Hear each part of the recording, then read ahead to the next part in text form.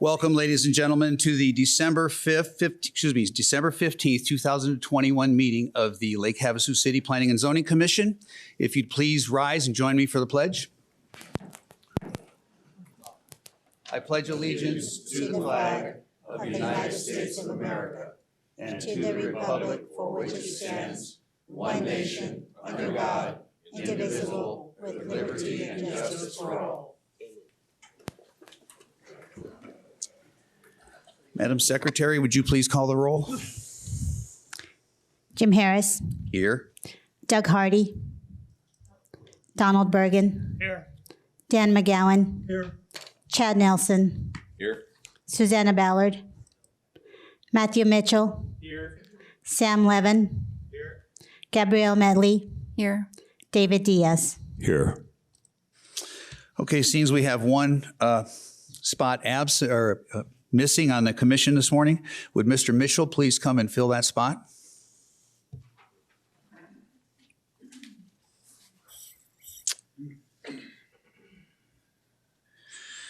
Okay, Mr. Morris, correspondence and announcements, please. Mr. Chairman, Commissioners, thank you. We have a number of announcements this morning. As far as a recap of what the recent City Council action last night, the City Council approved the Amigo rezone for that lot that was purchased from the city, and they rezoned it to single-family residential. The Sweetwater storage to allow the storage units plan development was approved, and the Victoria Farms general plan amendment was also approved. Last Friday, a couple commissioners, Commissioner Diaz and Commissioner Mitchell, and two staff members went to Phoenix for the Boards and Commissions workshop.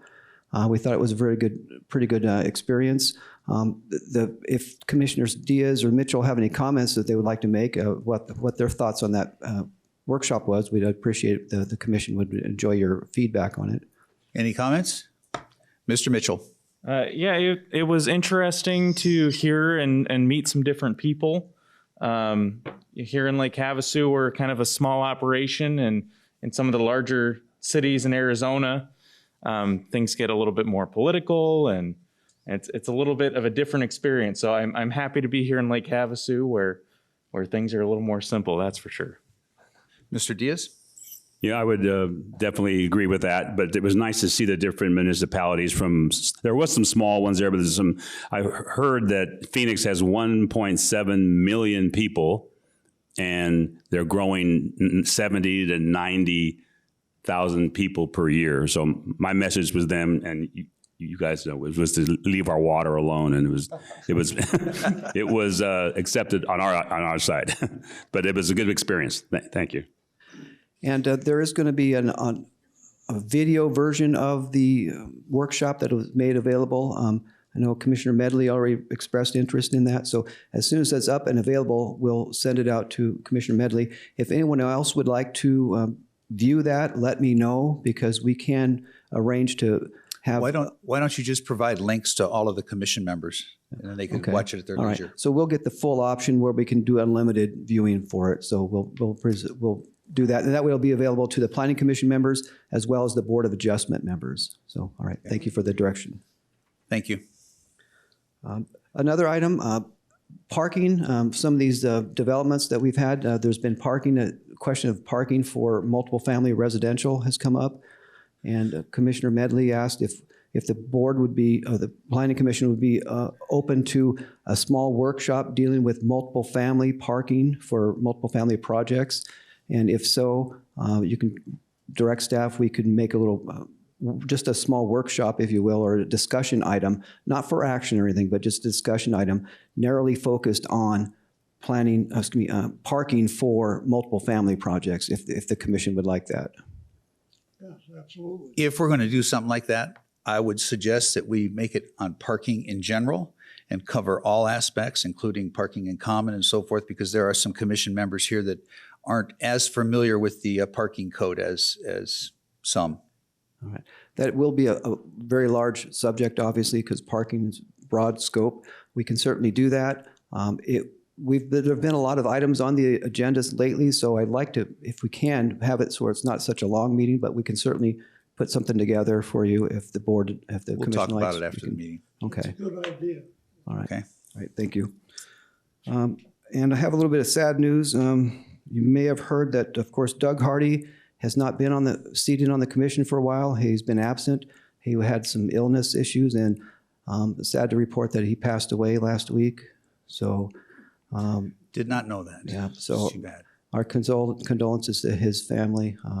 The arrangements are being made, I think, for the funeral, the services, and if and when we hear, we'll pass it on to the commission as we're Thank you. directed. Thank you. Appreciate that. So, unfortunately, because of his passing, that he was a regular member, so there is an opening on the board, on the planning commission for a regular member. If anyone's interested in becoming a regular member, they can, of course, contact the city clerk's office and submit an application for a regular member. of the Even though board. they are already an alternate, they do need to, and I'm just trying to make the clarification, they do need to submit a request or an application for a permanent position. That's correct. Thank you for that clarification. That is accurate, yes. And finally, on a little more happier news, Stuart Schmaling here, the director, has an announcement to make. Stuart? Thank you, Mr. Chairman. Planning Commission members, good morning. I do have an additional announcement to make. Fortunately, I'm able to stand here and tell you today that I'm retiring. We're not at going to the let end you of this go. year. I feel like I should present something to you just for nostalgic purposes, but I didn't expect such a big crowd, so I'll just let Luke take that over. But fortunately, because of the fact that I announced early enough, the city was able to go through their hiring process. And for those of you who don't know, it ended up that the city decided to hire Jeff Tuneman back in the corner as my replacement. Many of you have worked with him as our current building official. I anticipate a seamless transition, and I'd just like to thank all of you. I've had a pleasure working with you for many years, several of you, some just a few years. But you're a valuable asset to the community, and keep doing what you're doing. How many years of service? Just over 22. Thank you. We will miss you. And Jeff, you've got some pretty big shoes to fill. That concludes staff's announcements. Thank you. Okay. Minutes from the last meeting. Are there any corrections, additions, deletions by any of the commissioners? Anybody at all? I'll entertain a motion to approve. Motion to approve? I'll second that motion. Okay, we have a motion by Mr. Diaz, a second by Mr. Nelson to approve the minutes of the last meeting. Any discussion? Hearing none, let's go ahead and place your votes.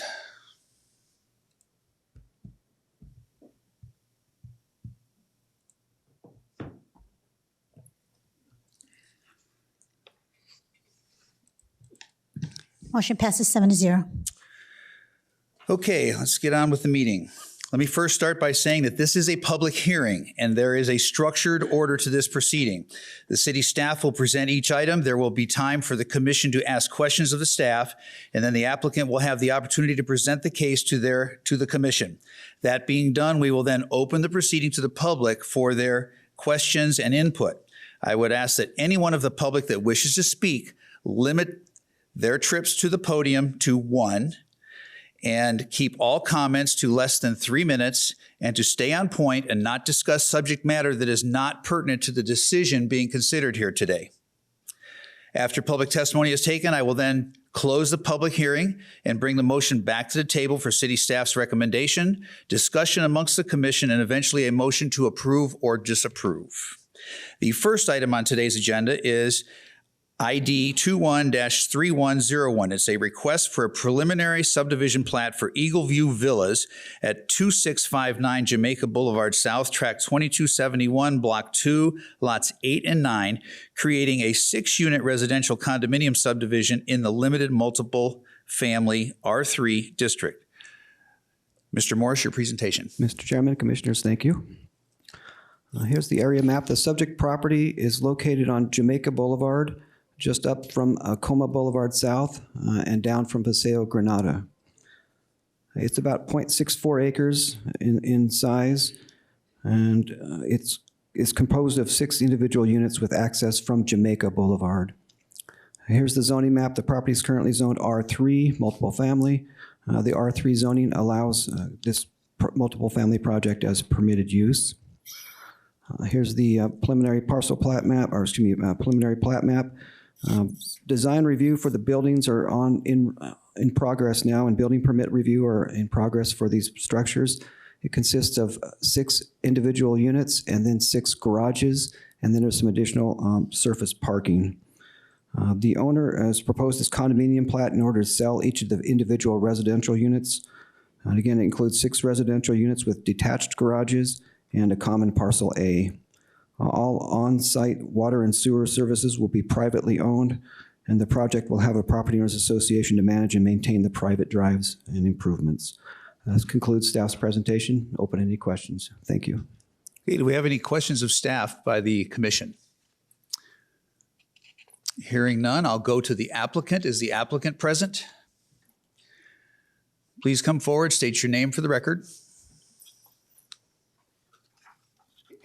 Lee Johnson with APL Surveying. Good morning, commissions. Here to answer any questions if you have them. Any questions of the applicant? Mr. Nelson? I don't have a question, but I just kind of wanted to, one question that I had of Luke is, why is this coming before the commission when this is already R3? It kind of fits within what you can do on that property anyway. So I just wanted to see if you could kind of explain that to the commission, to the public. Yes, certainly. This is a couple of lots that were combined into one piece, I believe, and in order to divide up those lots into individual units for sale, one mechanism to do that is a condominium subdivision. So in order to sell off these individual units to different property owners, a subdivision is required, in this case, a condominium subdivision. And that requires review of a preliminary plat that goes out to staff for comments and then comes to the Planning Commission for their review and approval. And once the Planning Commission approves this preliminary plat, it will go on and the applicant can submit a final plat, and then that would be reviewed and then go on to City Council for their approval, review and approval. So the mechanism per the state code and the city code for dividing up a lot like this into individual ownership is through the subdivision process, in this case, a condominium subdivision. Thank you. Thanks, Luke. And then I only had one question for the applicant. Yes, Mr. Nelson. When you purchase one of the units, are these a garage goes with each unit? Yes, garage will go with each unit. That'll be controlled through the CCNRs, and there'll be an association that controls all the common area. Okay, so that's considered the parking for the unit. Yeah, and then there's, you got a copy of the site plan scanned, Luke? Yeah, we've got it up. Oh, Yeah. Okay. Well, no, there's a site. I also gave you a site plan that had the additional parking. Oh, okay. It's with the packet, but here's the. Oh, okay. I think there's 3 or 4 additional guest parking stalls on this site also. So you've got the 6 individual garage units, and then you have some guest parking. Perfect. Thank you. All righty. Any additional questions of staff or of the applicant? Thank you, Thank you, Commissioner. Mr. Johnson. Okay, this is a public hearing. Is there anybody in the audience that wishes to speak on this item, either pro or con? Anybody at all? Seeing none, I'll go ahead and close the public hearing portion and bring it back to the table for staff's recommendation. Mr. Chairman, Commissioners, thank you. Based on the findings, Development Review Committee recommends approval of Land Use Action ID 21-3101, a preliminary subdivision plat for Eagle View Villas, 2659 Jamaica Boulevard South, Tract 2271, Block 2, Lots 8 and 9, creating a 6-unit residential condominium subdivision in the limited multiple family R3 district. Thank you. Okay, we are at the table for discussion and or a motion, commissioners. Anybody? I'll make a motion to approve ID 21-30 or 3101. Second the motion. Okay, we have a motion to approve by Mr. Nelson, a second by Mr. McGowan to approve ID 213101. Any further discussion on the motion? Just one quick question to Mr. the Diaz. applicant. He might not know this, but do you have any idea what these might be selling for when they go up for sale? No, I don't. Okay. Thank you. Any other discussion on the motion? All right, let's call for the question.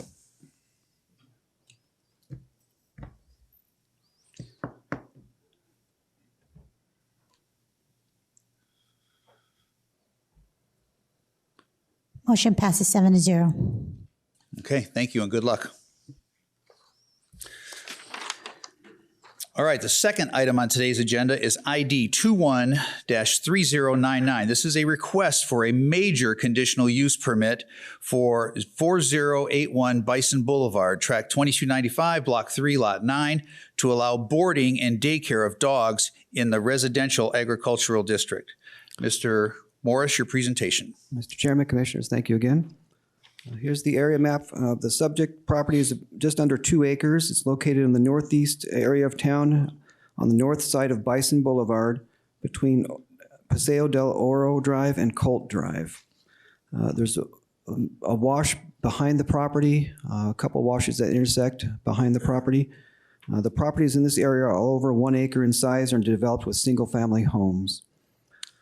The zoning for the property, as well as the surrounding area, is RA, which is residential agriculture, which requires a minimum 1 acre lot size. Most of the lots in that area are well over that 1 acre minimum lot size. Here's a vicinity map, and I'll give you a little background on this property. In November of 2021, the city received a report concerning the frequency of people coming and going from this property. Code enforcement staff contacted the property owner and discovered that a dog boarding business was being operated from the property without the appropriate approval. The applicants attached in your packet a letter of intent and a follow-up email request to allow a dog daycare and boarding facility on the property. Their letter states that they have operated a dog daycare, boarding, and mobile spa business from the property since 2010. A little more research. In 2011, a business license for Pet Oasis Doggy Daycare and Spa was issued for a mobile pet grooming business using the subject property as an office. And then a dog daycare use was added to the business license in 2013. The current business license does not include dog boarding. The applicant recently built some structures on the property or did some work on the property, including a dog-shaped swimming pool or dog-shaped pool from 2019, and then a 2,400 square foot detached accessory building from 2020. Here in this aerial from 2020, you can see the outline of the 2,400 square foot building, and here's where the little dog pool is. The property is zoned RA, and that is residential agriculture. And that zoning allows a number of uses, including, as the name would imply, agriculture. And agriculture includes the raising of food and feed crops and products, and including tree and vine products. It also includes animal husbandry, like the breeding and care of farm animals. And it also includes beekeeping, poultry and pasturage, and the like. It excludes commercial feedlots, fur farms, kennels, and boarding and riding stables. However, animal boarding is allowed in this zoning district with an approved conditional use permit. Dog daycare is not a use that's specified in our current permitted uses table, but animal keeping was allowed in the RA district in the pre-2016 Development Code update. Since dog daycare is not listed in the current code, it's included in this application along with dog boarding. So this request is for dog boarding and daycare. Here's the site plan that was submitted and a more detailed aerial photograph. The applicant advises that they are currently averaging about 25 to 30 small to medium-sized dogs and a few larger dogs, with a maximum of 45 dogs during the holidays. They also state that the industry standards for the number of dogs for boarding are based on 40 to 70 square feet of building area per dog, depending upon the size of the dog. Therefore, based on the 2,400 square foot building that they have, staff calculated that the range would be 35 to 60 dogs, depending upon the size of the animal. Their current proposed maximum of 45 dogs lies within that range of 35 to 60. The site plan submitted with the request shows the residential home for the property, a swimming pool for the residents, and also shows a dog area at the rear of the property separated from the home by a fence and a gate. The dog area in the back of the property measures about a half acre and is enclosed with a chain link fence. It includes, again, that 2,400 square foot building. Where do I go here? A small dog play area, a large dog play area, and a bone-shaped play pool on their site plan. The proposed boarding, the nearest homes are about 150 to 200 feet away from this dog enclosure area.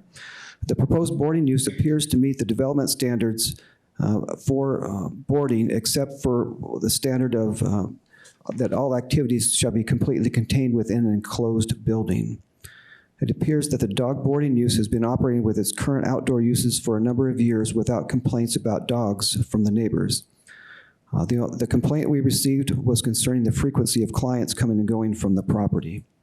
Given this, staff is of the opinion that the outdoor uses as currently operated may be compatible with the agricultural and boarding uses within this neighborhood and within the residential agricultural zoning district with conditions. And staff has a number of proposed conditions that, if you don't mind, we'll like to present. We're proposing the site be limited to a maximum of 45 dogs, that the kennel shall be constructed to prevent direct access by animals to the outside areas of the buildings.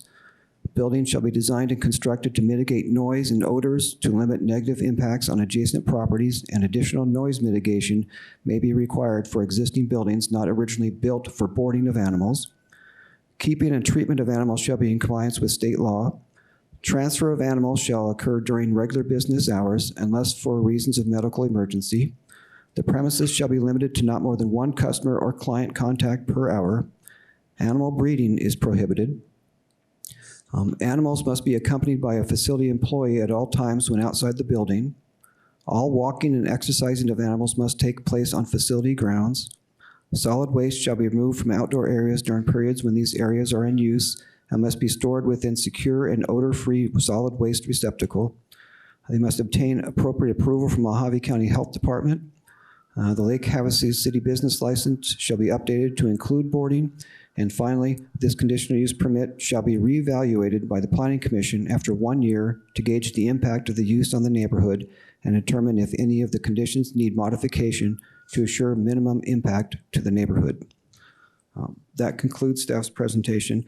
I do want to make it clear, make note that we received a number of emails, of letters of comment from this for this case. They were emailed to the Planning Commission last night. There are also hard copies in front of you today. Of those, there was one letter of opposition and now 8 letters of support. I'm sure the applicant also has a little presentation and may have more information for you with support letters. That concludes staff's presentation. Open any questions from the commission. Thank you, Mr. Morris. Questions of staff. Mr. Nelson, I see you reaching. I have a couple questions. Can you flip back one page? Okay. Go forward one page. No, go forward 2 pages now. Condition? There we go. All right. I wanted to ask 2 questions because I couldn't find it. But in the RA district, it does allow, this type of use with a conditional use permit. But when you go to the city code, and if someone wants to put in a boarding facility, what does the city code say as far as sound, the amount of dogs? Is there a way that we can look that up? There's not specifically a table or anything with sound decibel levels or the number of animals that may be allowed in the city code. That's the reason you couldn't find anything, because there's not in there anything that specific in there. It would come down to, and that's part of the reason why this is allowed with a conditional use permit, because I'm not sure what the impact is on the neighbors.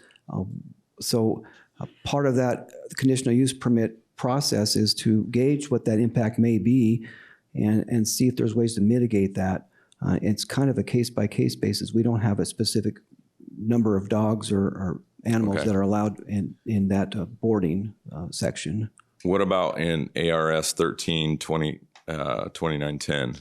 Is there anything that states how many animals you can board, what the decibel level is, that type of thing? I'm not- ARS 13-2910, because it says that they have to be in compliance with that. What are the conditions there? That's generally dealing with animal cruelty and making sure that they're safe and healthy conditions they're living in, and looking out for the care and welfare of the animals generally. I'm not an expert in that section of it, but it's intended to be something that makes sure that the animals are taken care of in a healthy and a humane manner.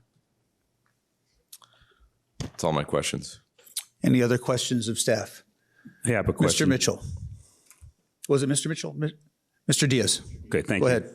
So I just wanted to make it clear or clarify from my own. So this original license was approved 10 years ago for a mobile pet grooming, and then it morphed into what it is today for the last 10 years, and you're saying no one knew about it? Is that what we're saying? Well, per our records, you're correct. In 2000, let's go back here. In 2011, right, they applied for a license was issued for the mobile pet grooming, which there are a number of those in town. So they go from site to site to their customer sites and groom the dogs. Yeah, familiar with that. Then they use the home as their home as their office and have the mobile pet unit there. A dog daycare was added to that business license in 2013. And since that time, there's been a dog daycare at least going on there. The applicant may have more information to add about when the full-blown boarding has been happening. But my understanding has been going on for a number of years, and we've had no complaints up until this time, which was a complaint for coming and going of people. Okay. All right, thank you. Any other questions of staff? Yes, I have a question. Mr. McGowan. These letters that we got, and I'm happy to see all the concerned people here. How many of these people that are for this live within barking distance? We can ask that question at a later time during the meeting. These are questions of staff, and staff would not have that answer. Okay, that's right. No, it was not. Any other questions of staff? Mr. Mitchell. Luke, on this proposed conditions, we have maximum of 45 dogs. Does that preclude other animals? The request is for dogs only, so this would only be for dogs if approved as staff's suggestions. One other question you have on number 5 there, that transfer of animals is during regular business hours. Who decides what the regular business hours are? And if the company changes those regular business hours, does that change when we're allowing animals Well, to be transferred? that's certainly something we can modify if you want to put specific hours on here. That's certainly under the purview of the Planning Commission. Thank you. Just to clarify, what I read, regular business hours, Monday through Friday, 8 to 5. So that might have to be clarified because I don't know that that is suitable. Typically the norm. Any other questions of staff by commissioners? All right, hearing none, this is a public hearing. Well, first, let me ask the applicant to come up. Would you like to come up and explain your case?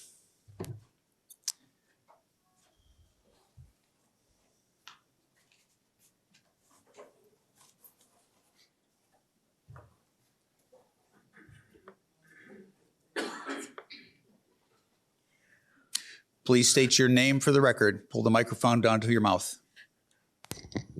My name is Sheila Murphy, and I want to start by saying I have been a mobile groomer since 2010, and I want to show that in 2013, my business license said that I was a mobile service home base, and it meant that in 2013, I changed my name and all of that to Pet Oasis Doggy Daycare, thinking that the boarding was already included into it as the name. It was a confusion of the business name only. But I believed at the time when we made the change that boarding was included besides the mobile grooming. So I have both a copy of what my current license application input is. The second thing that I want to give to you is the fact that since 2011, I have had the Mojave County Department of Health permit, and it states on the inspection sheet itself that I am a kennel besides a groomer, and a kennel is for boarding. So I want to also give those to you. I have been part of this community since 1970s. We came out to the lake for using the lake and everything else. In 2008, I lost my job in California. And so I needed, if everybody knows about 2008, that was our recession. I couldn't find a job, so I decided to be my own pet facility. I was going to be a mobile groomer. I was going to be a pet store. But bigger than that, I was going to be a boarding and daycare facility. I went to the city planning department. I went to the Mojave County department. I also went to the small business department to see what codes, restrictions, everything that I needed for this business, where I could be placed and all of that. And I got all of those rules at that time.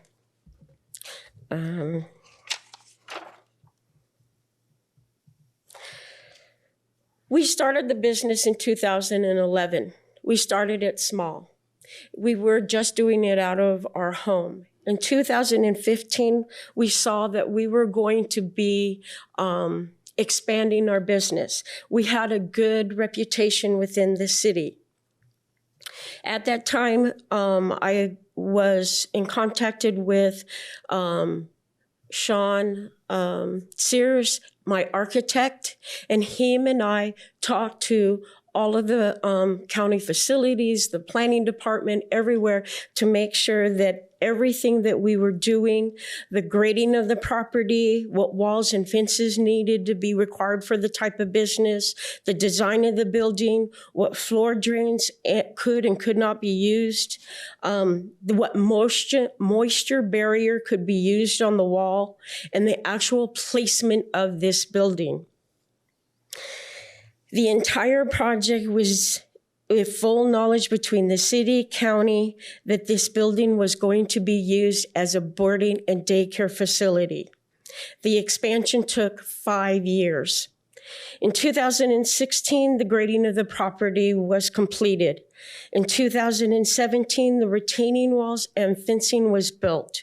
2018, a bone pool-shaped pool was installed for the dogs' use. 2019, the actual building was erected. And in 2020, December of 2020, we received our certificate of occupancy. Every step of the way was done with plans and permits approved by the Lake Havasu City Planning and Zoning Department. All inspections were done by the city and Mojave County Department. During all of the stages, neither myself or any of the subcontractors were notified that the project was not in compliance with zoning codes. Our building has been in use for over a year. We are at a loss as to how we suddenly face a zoning and permitted use over the boarding. We did our entire expansion with full disclosure of what the property and business was going to be. Our business does serve the community, and our customers will be impacted by the closure of our facility. We have a good relationship with the Humane Society, our local vets, and the 2 other legal licensed boarding facility within the community. We often recommend other dogs if the ones do not fit our parameters. We designed and sized the play area to allow us to have no more than 50 small dog and 40 large dogs to maintain a 40 by 70 square foot ratio.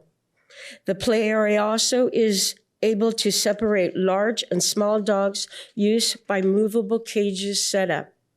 Our crates are used to feed and make sure that the dogs only get their food. We don't want other issues that are having with that. Or for nap time, or if the dogs want to get away from other dogs. They are unlocked during the day. We maintain a ratio of 1 person to 15 dogs with 100% of supervision in the play area by a staff educated on dog management with positive reinforcement. The 2,400 square foot building is a 2-6 construction and is installed with noise control insulation both in the walls and ceiling. It has 5 1-ton split air conditioning heating units for climate control. All waste management is stored in an airtight containers until the weekly removal. All ground surfaces are sprayed with environment-friendly urine odor eliminator called Urinoff. The property is surrounded by either block wall or chain link fencing. To access the doggy boarding and daycare, you will need to go through a double-gated system to minimize the risk of escape and provide safer entry and exit for dogs. We are mindful that dogs make noise when they meet new friends or are just playing.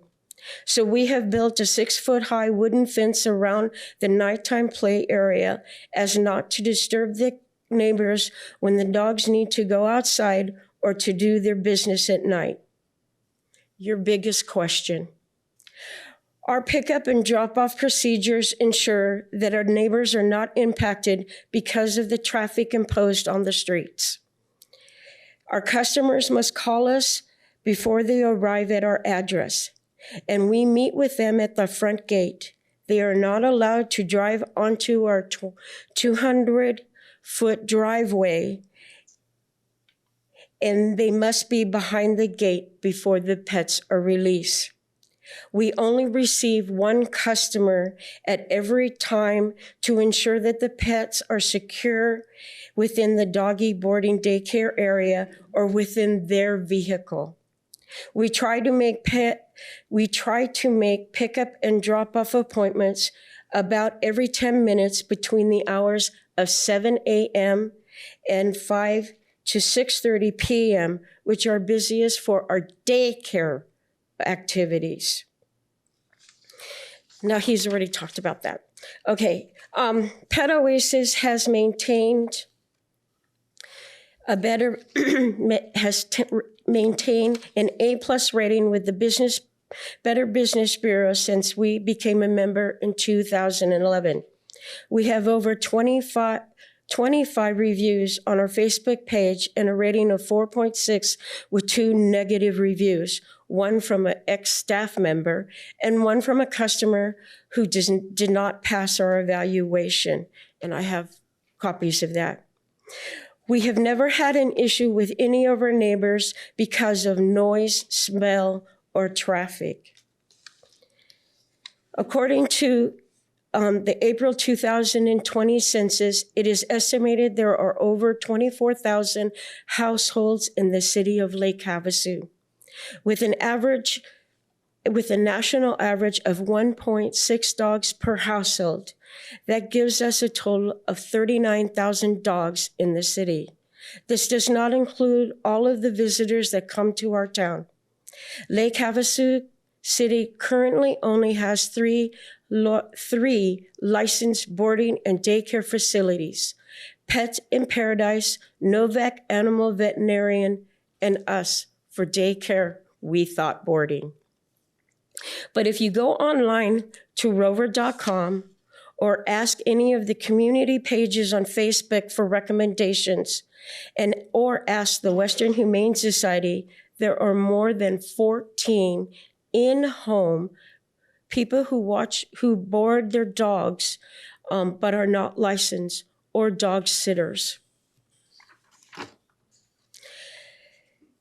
I have I know you've received several letters from customers, but I have 3 letters that I'd like to submit, and 3 letters from customers, but they are the closest neighbors to us, and they have never had any issues with our services, and they have been living next to us more than 30 years. I also have a petition that we put out, and I have 10 of the closest neighbors that are within sight line of the building that have approved, that they want you to approve this. I also have over 75 of our customers that have also asking for you to approve this conditional use permit. So in conclusion, Pet Oasis has tried to follow all of the rules, codes, and industry standards to provide a safe, healthy, and happy environment for the community pets. Please let us continue to do our business and serve the community of Lake Havasu, and please approve this conditional use permit. Thank you. Thank you, Ms. Murphy.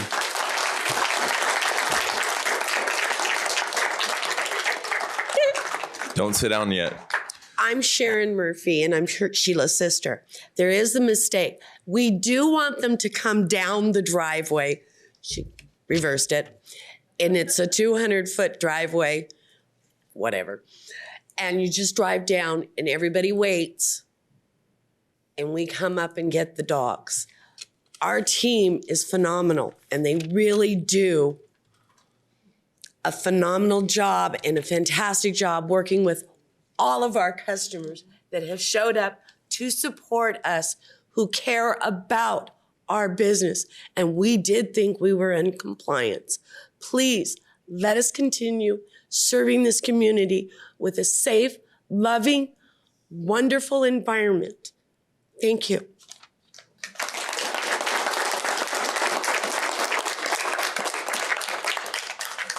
Questions of the applicant by the commissioners? Anybody? Mr. Diaz, I see you reaching. Yeah, I have a question. Can you go back to where you start with the rules? Okay, Sheila, great presentation. I think you did your homework. So, but this might take a little bit of time, and I think it's worth it. So, you see these rules here. The site is limited to a maximum of 45 dogs. You're already doing that? Yes. Okay. Boom. 2. Yes. Excuse me. Point of clarification, since you bring that up. You mentioned 50 small dogs and 40 large dogs. Or a combination of both. That equals 90. Huh? That equals 90. 50 plus 40 is 90. No. Not at the same time. Okay. Either or, right? Either or. Oh, okay. Maybe we should. I'm just go looking for back just a clarification. step. The 45 dogs. Yes. Is Microphone up to your. So the 45 dogs is between the boarding and the daycare part of our business. So some of our dogs only come for 4 to 5 hours, and that's the reason for the timing between. I will give you a copy of my whole speech. There's things I left out.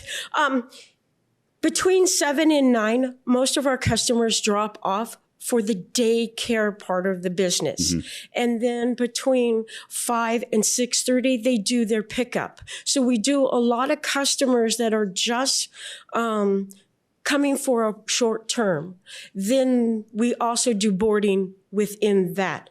And right now, 45 is what our combination is. Okay. Sorry for the interruption. No, that's fine. Go I ahead. feel like I'm in Congress. All right. So number 2, kennels shall be constructed to prevent direct access by the animals to the outside areas. You're already doing that, right? Correct. And these could be simple yes or no's. I don't want to complete it. I guess what I want. Show you Ma'am? some pictures of the facility, and that might help you. Well, guess what I want to get at too, Sheila, and I don't want to put you on this.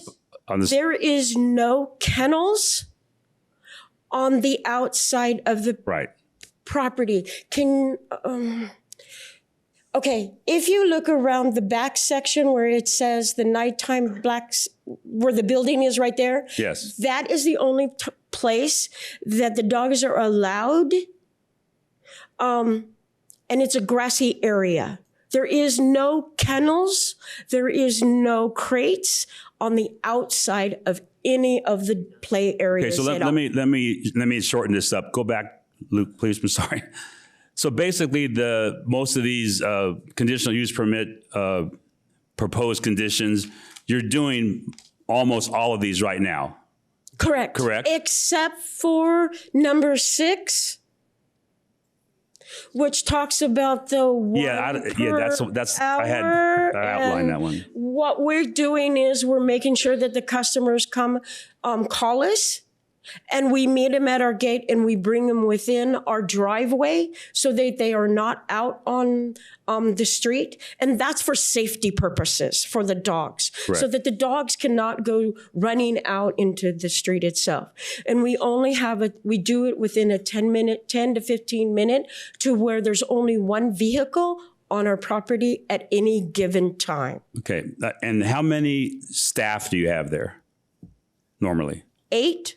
8. So, okay. So it's six dogs per one staff member is good thing. And then you are licensed and you got a good record with the Mojave Health Department. Yes.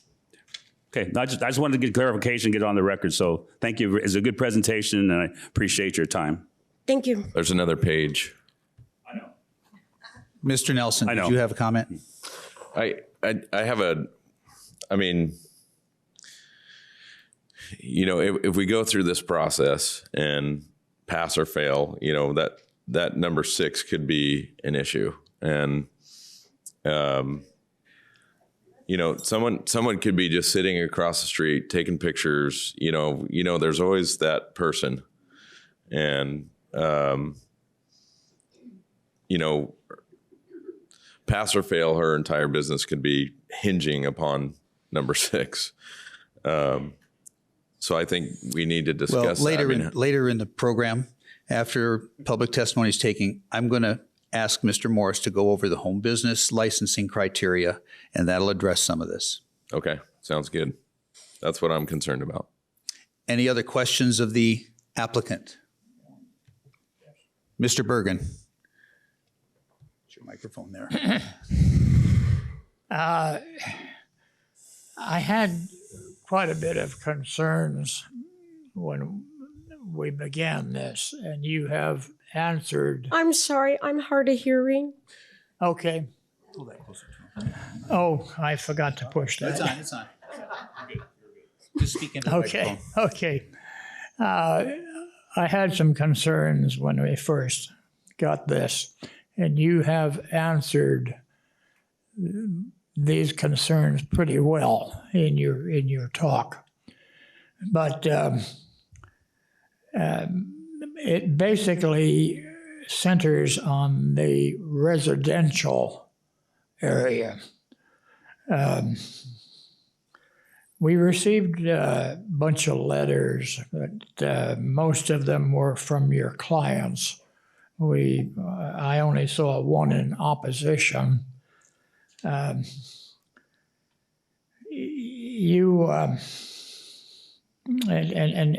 additional structures is a little concern, but you're talking 35 to 60 dogs, and we're talking maybe 20 to 30 people a day that are going to be coming and going. My main concern, I guess, is living next door. This is a residential district. How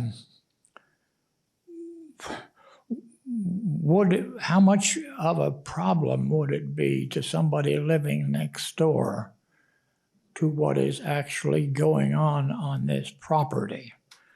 I have been a dog owner for many years, and I use a kennel, so I understand what you're doing, but would you address my concerns, please? Okay, if you look, just so that, this is yelling, my property, my next door neighbor on the lake side, on the downside, from her house to our building is over 350 feet. The customer or the council person on the right side there to the building is over 550 feet. The people who live across the two washes is over 650, which is directly across, and over 700 feet to the house below. The closest structure to us is the two twin water towers, and that's less than 80 feet, but that's again going through the washes. The building itself is below street level of Bison Boulevard. It is down, and it's like you have to go.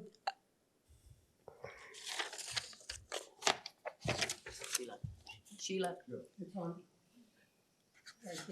All of that is a slope that goes all the way like this. That is why I had to put in 2 8-foot retaining walls to get to that flat section. So it is actually 18 feet below the street level. So it is surrounded all by the desert, if you want, all of the washes around us. So the noise itself is limited to the meeting and greeting as the dogs come in and out. But all that takes place inside the building. And with the building being the way that it's insulated, the noise is reduced. But because we're not caged, they're not in a dog run, they're not isolated, they are actually meeting just like at a dog park. The noise level is very, very limited because I say, hi, how are you? Because I'm talking to you, I'm physically able to get to you. The amount of noise is very, very minimal. That's why even when we had the doggy daycare in our home proper, none of for 5 years, our neighbors did not know we did doggy daycare out of our home, out of the building proper, because we try to keep it at the noise level at a minimum. You talk about the 40 to 60 dogs.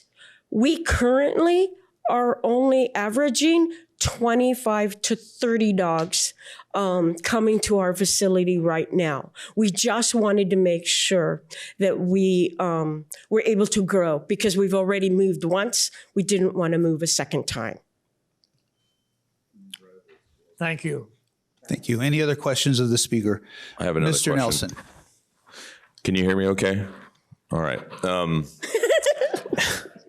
It's from the dryers that I do in my mobile unit. I am losing my hearing because of it. I'm sorry about that. Okay, so we're currently at this situation. Obviously, too many people coming and going. Are you considering in the future, expanding into maybe a commercial operation? Probably not for at least the next 10 years. Clarification on your question, limiting please. ourselves to the number of I have to pay off what we just did. Excuse me a moment, ma'am. Clarification. Clarification on your question. Clarification would be, kind of obviously it's Expanding to a commercial property, it's already a commercial operation. No, I understand, but you could mitigate the traffic by having maybe a daycare at one facility and the boarding at a different facility. Okay, that's my question. okay. Just so that you understand, most of the traffic that we receive is from the daycare, which I'm already able to do. We're only discussing here adding the confusion of the boarding portion of my license. But I already can do the daycare, or at least that is my understanding. And that's why we really are limiting the time frames. If you come any given weekend, I'm going to get off subject for a second. If you go any given weekend on my street, you have anywhere between 100 and 250 racers going up the street at any given time during the whole day. So we try to keep the traffic level because of the safety of the dogs, not necessarily the neighbor's concern, but because you're walking from where we bring in the dogs over 450 feet to the doggy daycare area. And the parents do not go all the way down to the facility. So we're having to walk them. And that's why we are limiting the amount of traffic at any given time. So we have lots of people, but within an hour. Yeah, you've answered my question. So okay. Well, I think we'll get to more of that when we bring it back more to staff. detail. Thank you. Can I say something else, please? Mr. Diaz. So this is my, I don't want to tick anybody off. This is my frustration with something like this that comes up. So we've got a very dedicated business owner running a business, like you say, it's already a commercial area where the way it's zoned, very conscientious. We've got, and to my gentleman here to my left, you might have missed it, but she said she's got 10 letters of non-complaint from people that are within sight distance of your property, correct? Didn't you say that? My understanding is those might be customers. No, but not customers, residents that live. Yes, I residents have a that live. petition that of the sight line, I have 10 people who actually see my building. Correct. That is asking for approval. So my biggest frustration with this whole process is that the client has gone through the numerous process of meeting with the city, meeting with code, planning, whatever, and nothing's been hidden. Everything's been approved and up front the whole last 10 years. And then I don't know how many people have complained about, maybe it's just one person who lives across the wash, one person complains, and all of a sudden it's unacceptable. So that's just my comment. That's the frustration point. I've seen this happen before where everything's up front, but then Mr. Diaz, I appreciate what you're saying there, and let's save that to the discussion portion later, and let's give the applicant and the other people here in the audience their chance to talk. But point well taken, though. Any other questions of the applicant? Thank you, Mrs. Murphy. Okay, this is a public hearing. Would you like me to give this to? You can pass that to her. Thank you. She'll make sure we get it distributed to us. This is a public hearing, and I ask that anybody that comes to the microphone, please limit their time to 3 minutes and one trip only. Stay on point. And I'm going to ask, is there anybody in the audience that is in opposition to this item? Anybody here today in opposition? Yes, sir. If you'd like to come forward and state something, come forward to the microphone and state your name.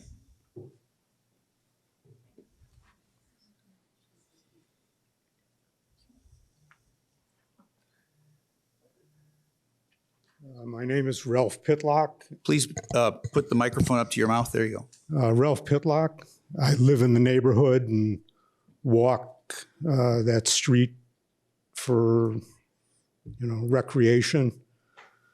And it's all news to me that this gentleman just said this is a commercial area. It is not a commercial area. This is a residential neighborhood. Not what I said, but go ahead. Oh, I misunderstood. I thought you said it's a commercial area. I'm just wondering, I'm opposed to having it rezoned to run a business. I mean, I walked in a little late. Maybe I missed something here, but I thought this meeting was for, This is to consider a conditional use permit to allow this business operation. That's what this is for, in a residential area. Okay, so they haven't been. It's residential agricultural, which allows some uses with animals already.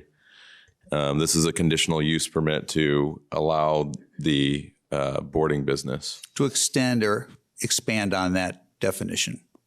Okay. And I don't know, Luke, if he walked in late, maybe you want to pull up the list of conditions. Yeah, we'll get to that. We'll get to that later. I saw it in the papers while I'm here, so I saw the list of conditions. So you're going on record as in opposition. Yeah, I don't think they should. You're running a business. You should have a license to run it, and you shouldn't have to change the zoning to fit whatever you want to do. Thank you. Appreciate that. Just as a point of clarification, there is no zoning change. It is a request for a conditional use permit. Conditional use permits are allowed in certain districts, but it has to go before the commission for those to be granted. So it is not a rezone of the property. It is a request for a conditional use permit. You might consider this a zoning process, potentially. Has to do with the zoning. So it's not a rezone. All right, now, is there anybody in the audience, I'm sure there are, that would like to speak in favor of this? One at a time, and if you're all saying the same thing, I'm going to cut you off at a later time. State your name for the record. My name is Fred Snow. We've been going to Oasis for a couple years. We have a dog named Sophie, and we take her in the morning, and I've never seen more than 2 cars at one time at the facility. They come to the automobile, they pick up the dog, they take her down the hill through 2 different gates. The opposite happens when we pick her up in the afternoon. We text and say, we're coming to pick up the queen, because that's what she's referred to. And they bring her up to the automobile. We meet almost at the same time because they know how long it takes me to get there. Never have I seen more than 2 cars in the driveway at one time, ever, over 2 years. The new facility that they've done, which we went into about a week ago, is absolutely stunningly beautiful. No odors whatsoever, completely surrounded by grass turf. And the swimming pool in the shape of a dog bone you'd like to have in your own backyard. About overnight boarding, 2 months ago, I was helicoptered to Las Vegas in an emergency. We had no place to take the queen, and they took her for a couple nights. So it's a real necessity. And especially during the very, very hot months when you cannot take your dog outside, you cannot walk them, this is a necessity for the dog's enjoyment and physical activity. Thank you. And the owners are superb. I have a question. Sir, I have a question for you. Do you live in the vicinity of this facility? I live about half a mile up from the high school. So it takes me about... So the answer is no. 7 minutes. No, I drive. But there's very, very little traffic on Bison, except for the off-roaders on the weekends that go up there to shoot. Thank you. Please come forward, state your name for the record. My name is Greg Briggs, and I'm a neighbor kitty corner to the Pet Oasis, and they're very quiet over there. We don't hear them bringing dogs in and out. We don't hear the barking. The real problem on Bison is the razors. Nobody obeys the speed limit. If you really want to know the problem in the neighborhood, it's the traffic, and it's not from the doggy daycare, because everybody over there is very respectful. And their driveway, when you go in, it's below grade. You don't see the car. You just, they forgot to mention that. That driveway is 8 feet below grade. So when that car goes in that driveway, you don't see it. So it's really doesn't bother us at all. And very quiet, very respectful. We went over there last week and for their open house, and it was very clean, professional, and been living around there for like 4 years now. So it's not like I came. And I don't have a dog either. Might I ask which property is yours? I think you know my father, Ed Briggs. Pardon me? I think you know my father, Ed Briggs. I do. So you know where it is. Okay, he's on the corner of Bison and Powderhorn. Yes. Any questions of the speaker? Okay, thank you. Mm-hmm.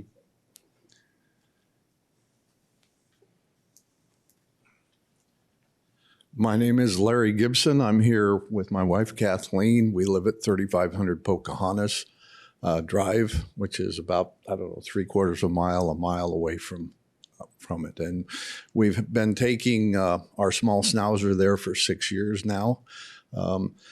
Like most of you have seen the ACPA commercials on kennels and asking for money to protect animals. You couldn't be farther from the truth with this facility. It's absolutely amazing.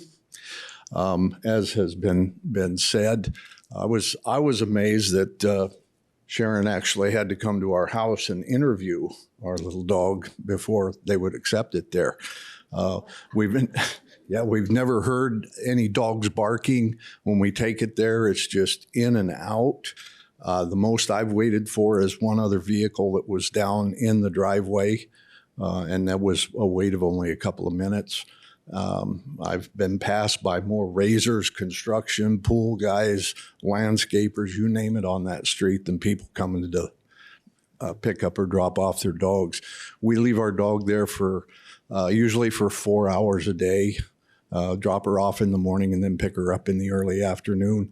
Occasionally we have boarded her overnight when we've had to go out of town, and occasionally for the full day. It's a wonderful facility. Our dog loves to go there. And last thing I would like to say is, I'm sure you gentlemen will understand, occasionally I get myself in the doghouse. And then when I get myself in the doghouse, that's where I want to go. Thank you. Thank you, sir. Anybody else? Hi. I just wanted to talk about the picking up Please process. state your name for the record. Oh, sorry. Bridget Ritchian.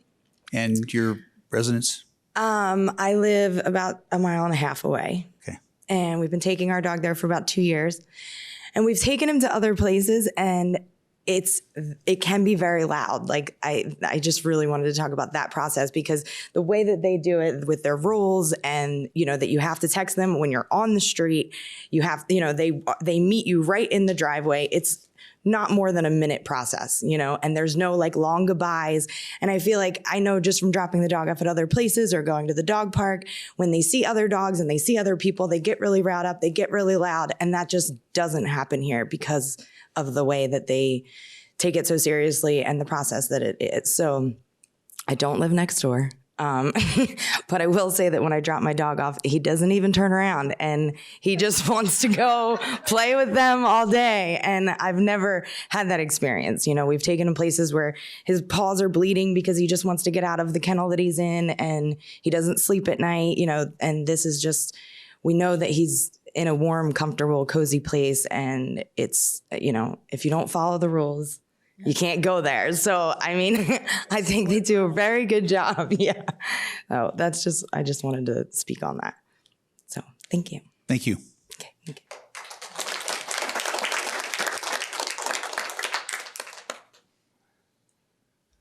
I'm Ken Carippo. I live about 4 houses.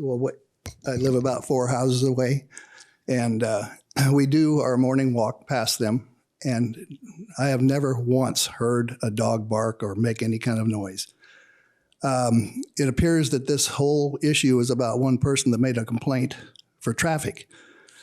The whole problem is traffic, like was said earlier, the pool cleaners, the construction workers, the razors that go up and down to the end of Bison.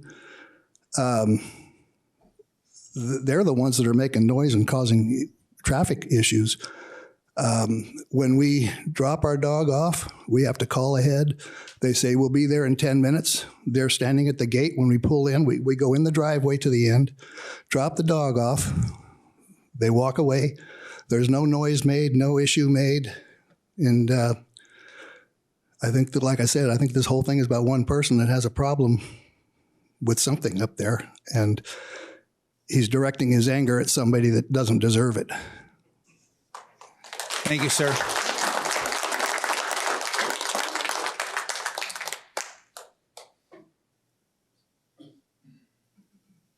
Hi, my name is Christy Coletta.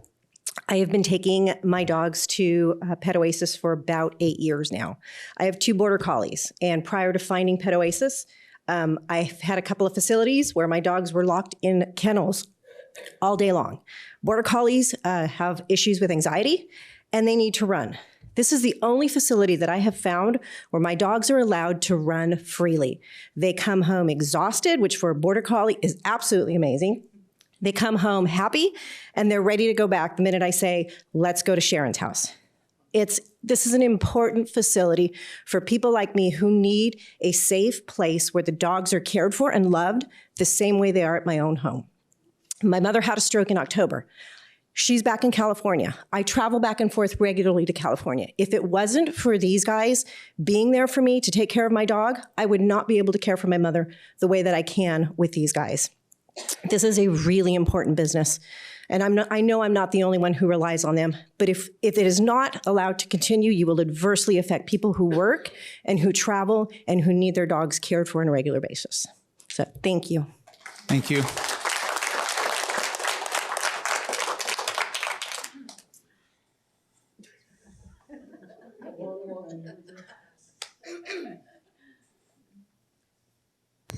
Good morning. My name is Bob Allery. We're full-time residents here. I live in Glen Eagles, so I'm not close to this place. We've been taking our Basset Hound there since he was 4 months old, 6.5 years. It's a tremendous facility. My concern is in your list of rules, item number 6, 1 contact per hour. How can any business operate with 1 contact per hour? That's ridiculous.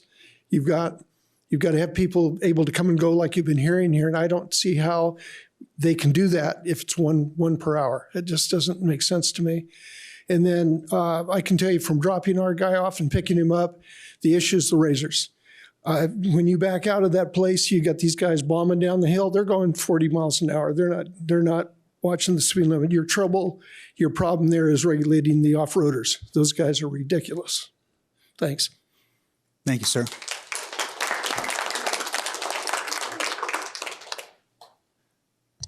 Hi, my name's Leslie Winters-Reed. I'm going to talk about the drop-off and pickup process. It's very efficient. Like I said, every time I've gone, I've been the only car that has been in there. You call or you text, you let them know you're coming. Your dogs, they come right to the car, drop off. They run down with their tails wagged, don't even realize that mom's like going, do you love me? For those of us that have dogs that care for them, we really value this facility. Our pets are our babies. We love them. We value them. I travel a lot for work. I'm in Kingman a lot. I'm in Bullhead. I'm in Parker. I know that my dogs are safe here. They're getting run. They're not cooped up in a house. It's a free range area, and it's amazing. Before I discovered them, I did kind of have a doggy door where I was let my dogs in and out. I live on the golf course. They both got attacked by coyotes, so now I don't want to do that. I have found them, and it's very safe environment, and the drop-off and pickup process is very efficient. There is never a line or a clog up on that. And we need this for our community. Thank you.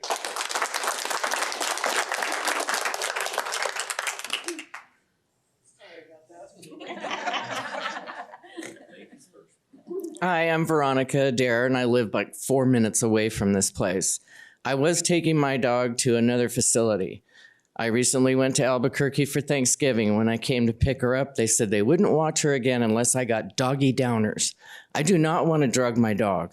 So I was so grateful when I found Sharon. Because this way my dog can run around. She's not stuck in a crate all day long. And if it weren't for them, you guys would be totally messing up the community. We need them. Thank you.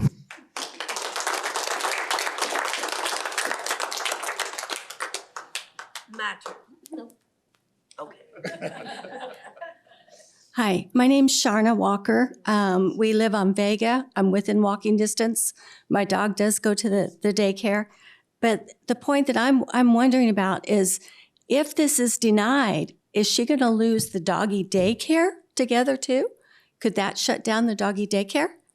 I don't think that it does, and if that's the case, and we're only looking at adding the boarding to it, then you're only looking at adding the overnight.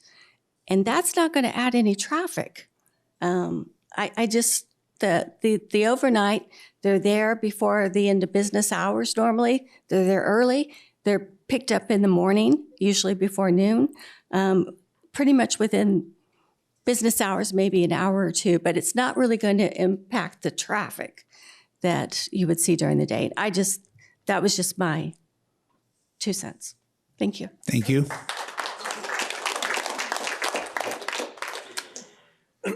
Roland Walker. We've been residents here for about 4 years now, come out of Yuma County. This is a business as a city should be very, very proud of. The facility they've built down there is just absolutely incredible. You've heard everybody talk about comings and goings. The only barking I've ever heard is when we got out of our vehicle and walked towards that fence, and we weren't supposed to be doing that because we were new. And we got barked at. Okay? So they have procedures and policies that you must follow to drop off your dog. As far as traffic, I'm the same way as everybody else. Very, very little traffic. Normally you pull in there, they're there waiting for you, you let the dog out, you back out, and you leave again. At the rate of 1 per hour at what they're running at 25 to 30 dogs, they can't get them all there in a 24-hour process. Everybody can do that math. If it's 1 per hour, it's going to kill the business. It's going to kill everything that they've done. And by the sounds of it, maybe somewhere on both sides, somebody wasn't listening, somebody wasn't hearing what was being developed there. And there's got to be some sway on both sides. We live in an area up there that most of the people that are here that live in that area pay a heck of a lot of property tax.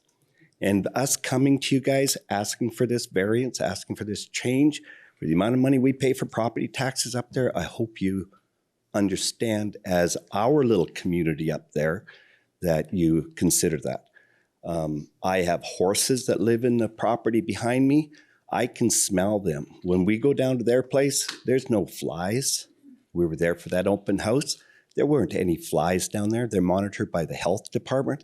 They're monitored just as well as a restaurant in the city with the regulations they have to follow. And you should be very, very proud of this facility. It's too bad some of you didn't get down there for their open house because it's remarkable. It's remarkable. Sir, may I ask, where do you live? Vega Drive, 3729 Vega Drive. Okay. I live in the same house as the last lady that just spoke. All right, thank you.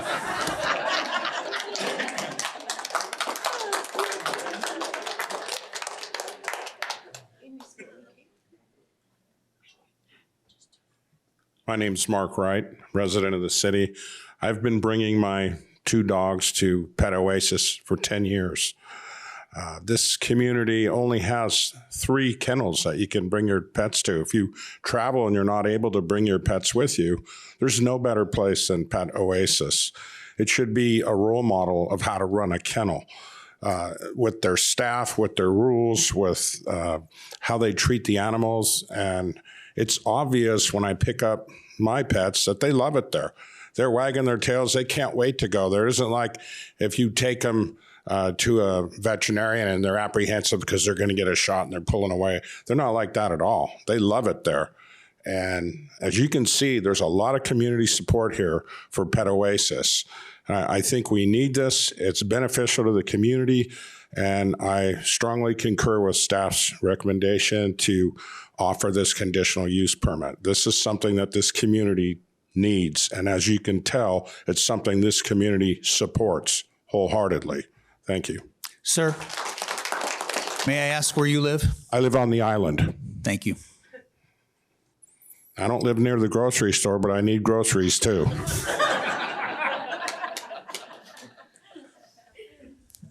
Good morning. Jeff Okamura. I live over on 1830 Papago.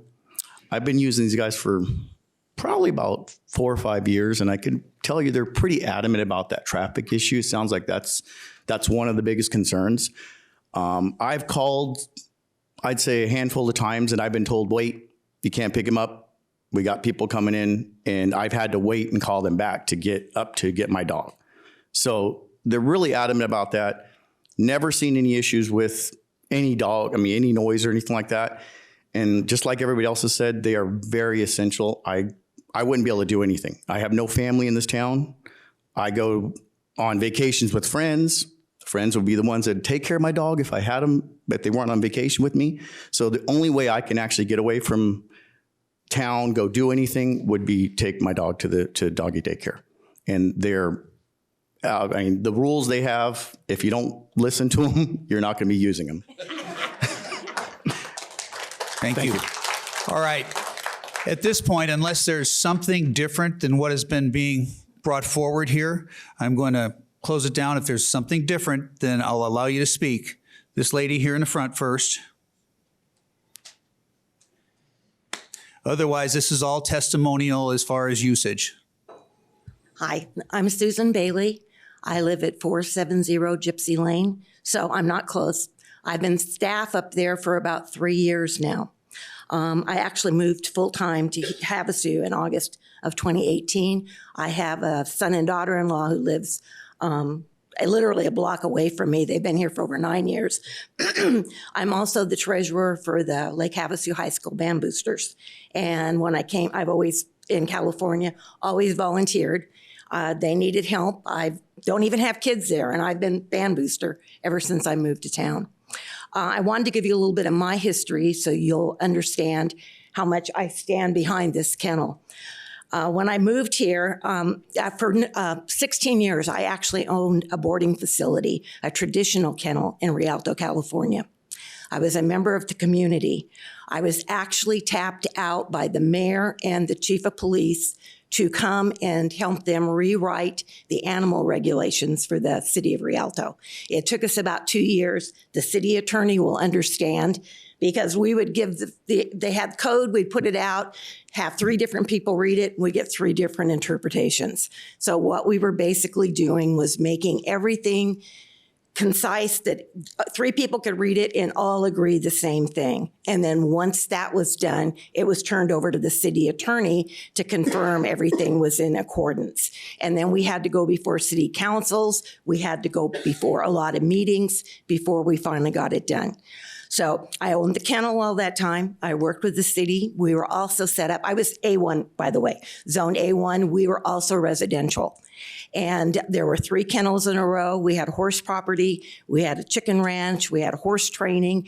And residential was all the way around us. And we were able to coexist without any kind of an issue.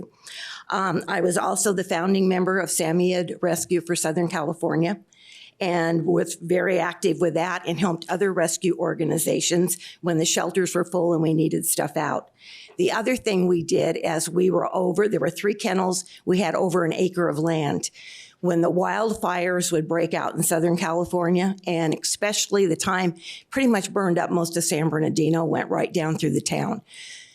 Animal control up at DeVore, also the San Bernardino shelter and the Moreno Valley shelters, they did not have enough room for large animals. We had back areas that could be used for horses, cows, sheep, a little bit of anything. And we would go ahead and we would open up that area and we were overflow. So if the shelters got too full for big animals, they showed up on our doorstep.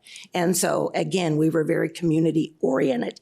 I've always worked very close with veterinarians and stuff, and I've continued to do that here in this town. So when I first came in and interviewed to come in and help out, if they did not do it right, I would not be with them. It's just very important to me. And I was very, very impressed. So that's my 3-minute warning. I thank you very much, but I did want to speak to the fact that they work very, very hard to do it right and not impact their neighbors. Thank you. I believe there was one more that had something different to add. I think so. My name is Stephen Thomas. I live actually in Donkey Acres, the opposite end of town. And I don't know these people from a can of paint. But what I hear is they've done everything right. They've complied with all the agencies. They permitted a project. They got an architect involved. They had the health department involved. They've passed all those things, what it sounds like. I don't know why they're being brought up before this commission. If it's all over one complaint from one entity, well, that's wrong. That shouldn't have happened. Second thing is I'd much rather have 25 cars come up my road than 25 razors any day. They seem to have one speed limit and it's wide open. So traffic, car traffic, I'll take any day over razor traffic. So, thank you. Thank you. All right, at this point, I'm going to go ahead and close the public hearing portion of the meeting and bring it back to the table for staff's recommendations.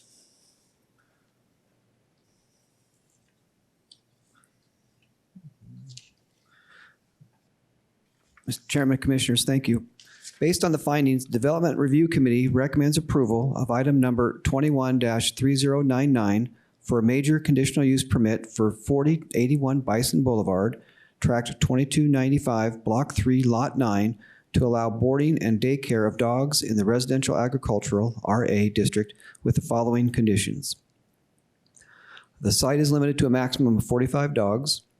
Kennels shall be constructed to prevent direct access by the animals to the outside areas of the buildings. Buildings shall be designed and constructed to mitigate noise and odors to limit negative impacts on adjacent properties, and additional noise mitigation may be required for existing buildings not originally built for boarding of animals. Keeping and treatment of animals shall be in compliance with Arizona State Law ARS 13-2910. Transfer of animals shall occur during regular business hours unless for reasons of medical emergency. The premises shall be limited to not more than one customer or client per hour. Animal breeding is prohibited. Animals must be accompanied by a facility employee at all times when outside the building. All walking and exercising of animals must take place on facility grounds. Solid waste shall be removed from the outdoor areas during periods when these areas are in use and must be stored within secure and odor-free solid waste receptacle. The applicant must obtain appropriate approval from Mojave County Health Department. The Lake Havasu City business license shall be updated to include boarding, and this conditional use permit shall be reevaluated by the Planning Commission after 1 year to gauge the impact of the use on the neighborhood and determine if any of the conditions need modification to assure minimum impact on the neighborhood. Please keep in mind these are staff's recommendations. Of course, as the commission, you can modify, remove, or add conditions to a conditional use permit as you see fit. That concludes the staff recommendation. Thank you, Mr. Morris. This is the portion of the meeting where the applicant has a chance to respond to the conditions.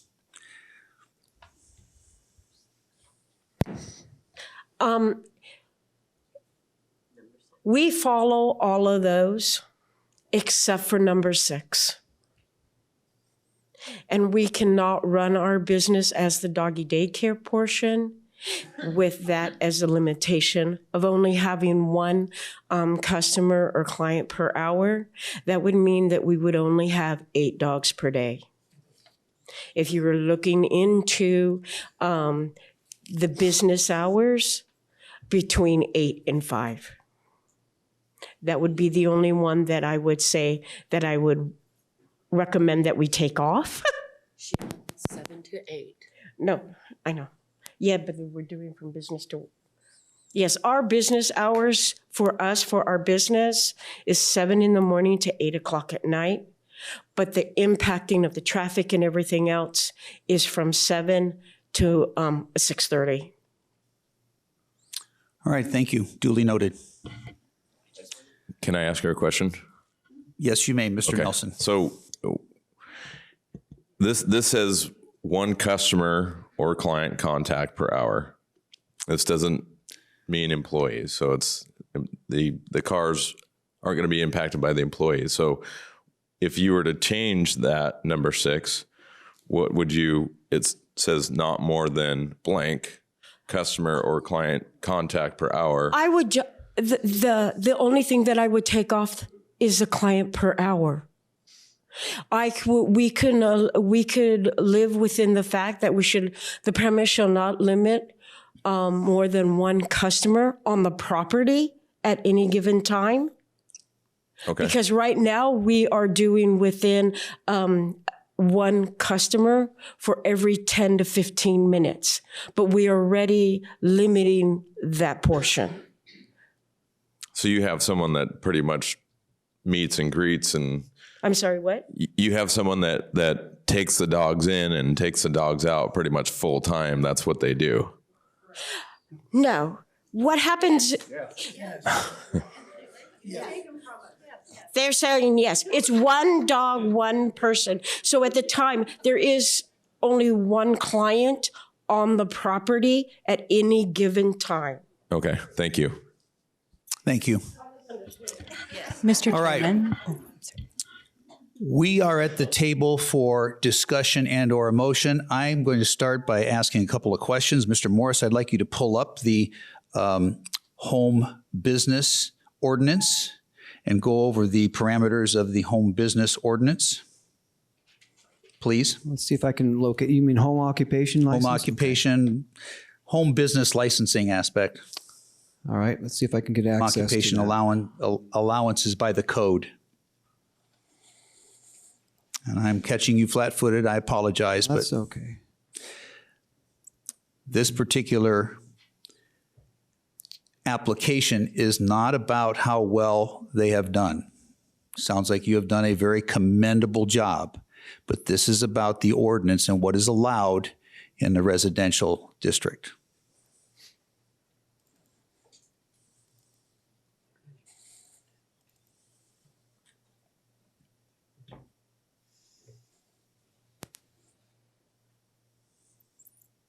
So what I'm asking Mr. Morris to do is to pull up the ordinance and review the intent of the ordinance.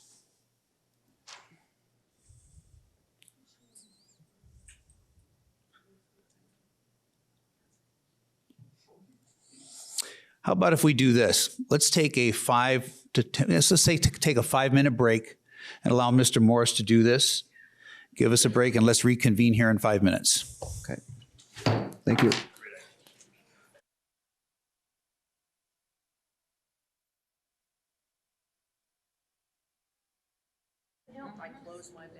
Everybody here?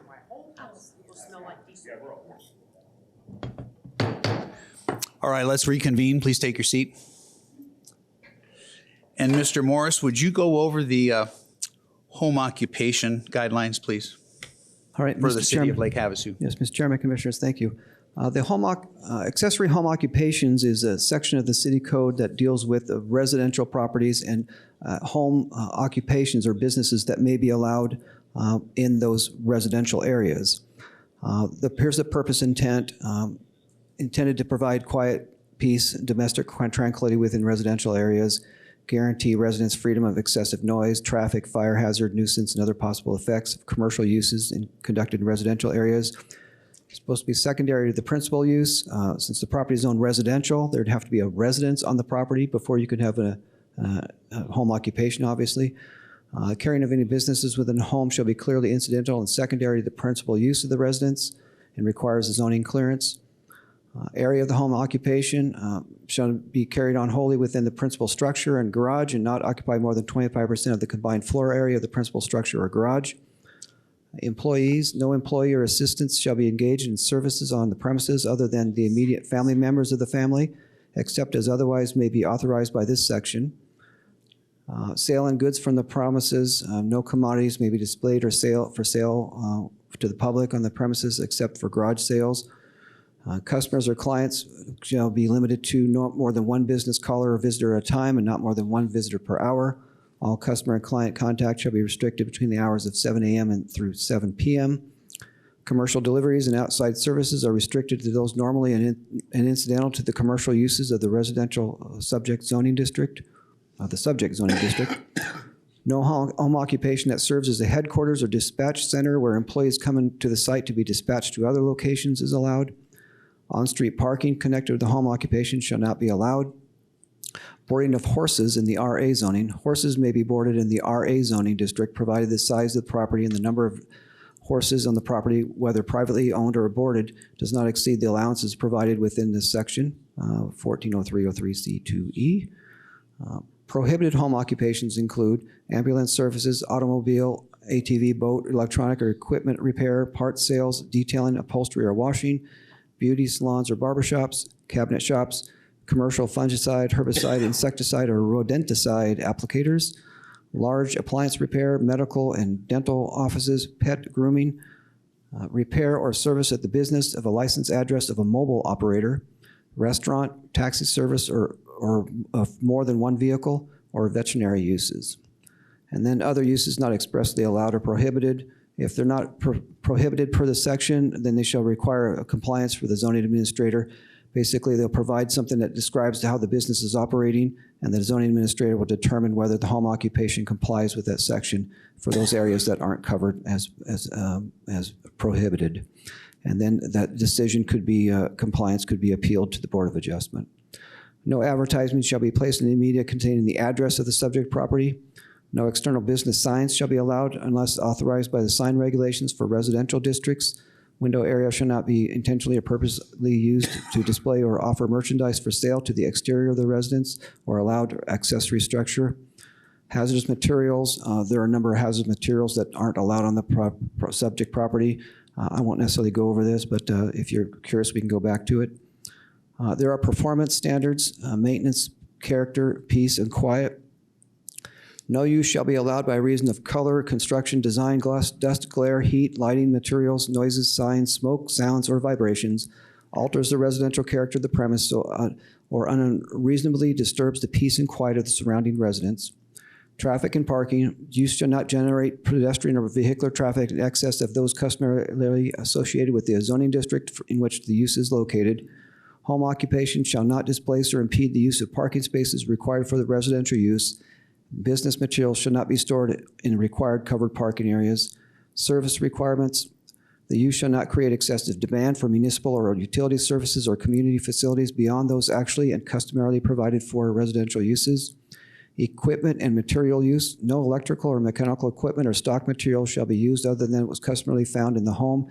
Any electrical machinery or stock material used in connection with a home occupation shall not create, emit, or generate excessive electrical interference, dust, fire hazard, glare, heat, noise, odor, vibration, smoke, vibration, or any other hazard or nuisance to any greater or more frequent extent than normally experienced in an average residential neighborhood. That's a long sentence.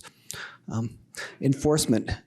City inspectors and code enforcement officers shall have the right of reasonable inspection as with any other business within the city for the purpose of protecting the general health, safety, welfare, peace, and enjoyment of the residential neighborhood and non-conforming home occupations. Non-conforming uses legal under this development code shall continue as legal non-conforming uses under the current code until the operator ceases to do business for a period of 60 days or more, the operator fails to maintain a proper business license for more than 30 days, or the business is moved to a new location.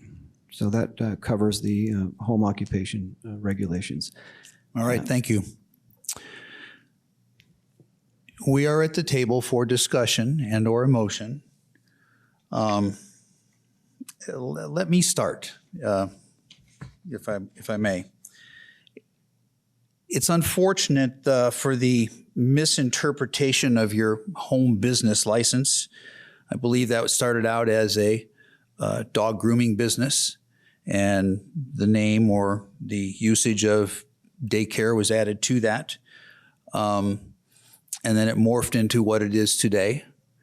The city building process and permitting process does not typically take a look at the use for accessory structures. So that is a case where it might not have been caught that you were building a boarding facility there on the property.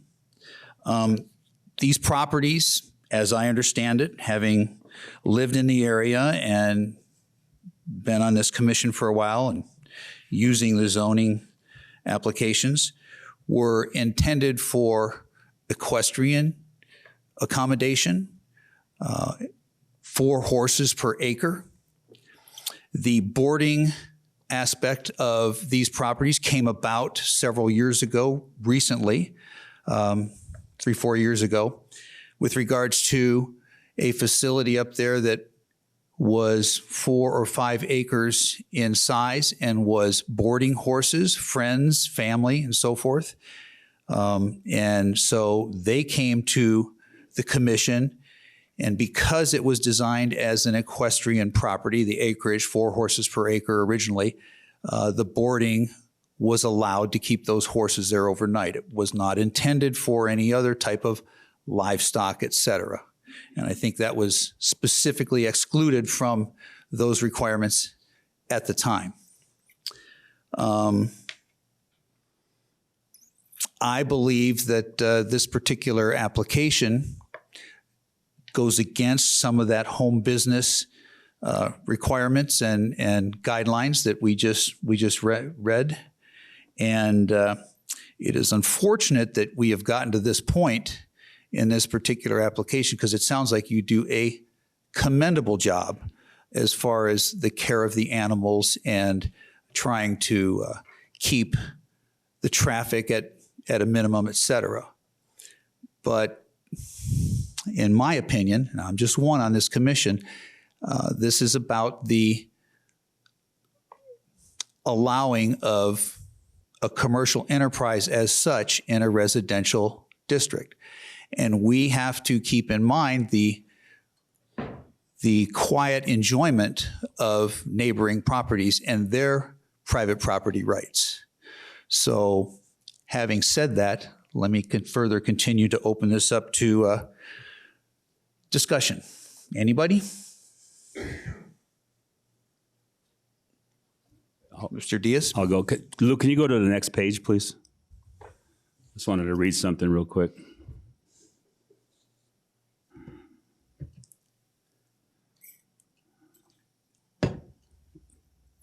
City Attorney, can I ask you a question? Where did you say something about medical emergency? Oh, just there was a mention in one of the Condition yeah, 5. Number 5. the transfer, unless reasons of a medical emergency. I know, Luke, you pulled that from the code as it exists.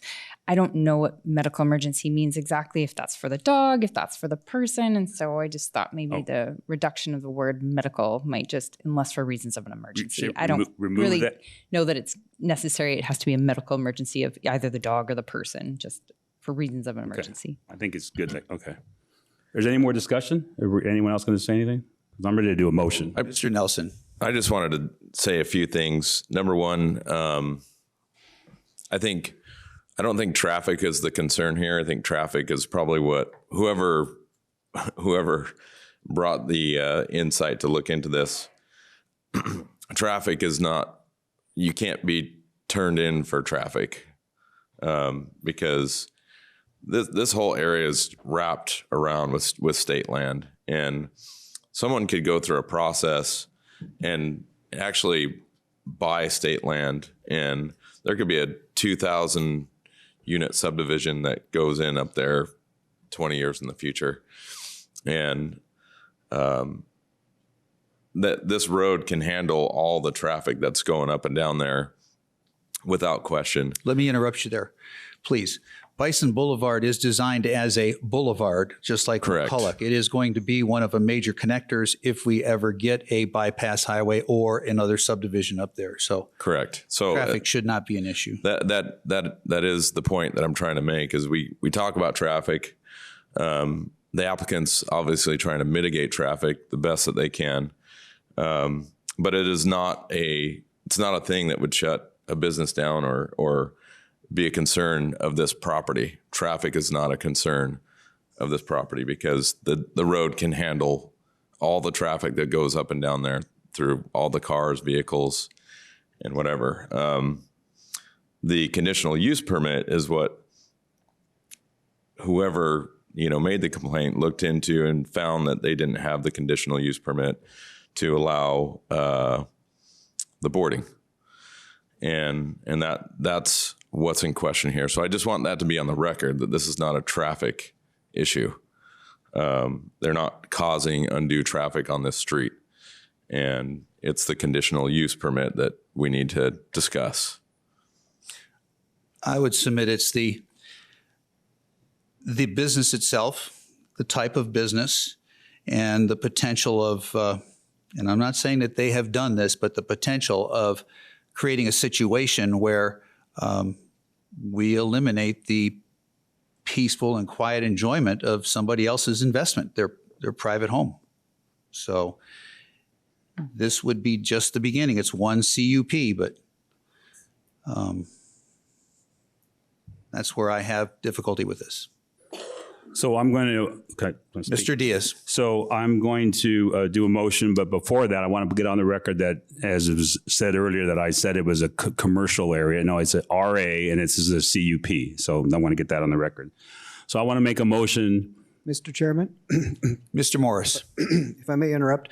Of course, this is a request for a conditional use permit in the RA district for animal boarding, which is an allowed use per the development code with this conditional use permit. So a conditional use permit is a process whereby it's deemed needing a conditional use permit because it's unclear what the impact is going to have for the neighborhood. And when it's unclear for something like that, a mechanism is to go through the conditional use permit process to see how this use interacts or works or doesn't work within the neighborhood. Mm-hmm. And part of that conditional use process, obviously, is conditions, as the name implies, conditions on that use. So the use is allowed per the table as a conditional use permit process. So, and the commission, of course, can make conditions on that approval. It's kind of in between a home occupation and a conditional use permit. So as I see it, the conditional use permit stipulations or conditions can modify the underlying home occupation because we're looking at how this impacts the whole neighborhood. So I just want to get that on the record from staff's point of view. Thank you. Let me go one step further. Explain the process after the conditional use permit is either approved or disapproved, just for the record. Okay. If the conditional use permit is approved or disapproved, if there's an appeal, if someone wants to appeal the decision of the commission, they would make that appeal and it would go on to the city council for their review and a decision at the city council level upon a written appeal from someone on the planning commission's decision on a conditional use permit. Mr. Chairman, I would add also as one of the, I'm sorry, go ahead, you can. Go ahead, Ms. Okay. Gary. Thank you, sorry. One of the conditions is that you will reassess this in a year to determine if the conditions that you've placed on this are acceptable and they are not disturbing the neighborhood. If issues are discovered and something comes up, you can modify the conditions or you can ultimately determine to pull the CUP. So just wanted to make sure that was clear. Okay, Mr. Diaz. And do I modify number 6 now, or do I just read it the way I want to? Needs to be in your motion. Yep. So what I'm going to suggest is that you make your, I'm just assuming you're going to make your motion to approve it with staff's conditions, however, modifying number blank to read blank and number blank to read blank. All right. So I make a motion to approve item number 213099 for a major conditional use permit for 4081 Bison Boulevard, tract 2295, block 3, lot 9, to allow boarding and daycare of dogs in the residential agricultural RA district with the following conditions. The site is limited to a maximum of 45 dogs. Kennels shall be constructed to prevent direct access by animals to the outside areas of the buildings. Buildings shall be designed and constructed to mitigate noise and odors to limit negative impacts on adjacent properties, and additional noise mitigation may be required for existing buildings not originally built for boarding of animals.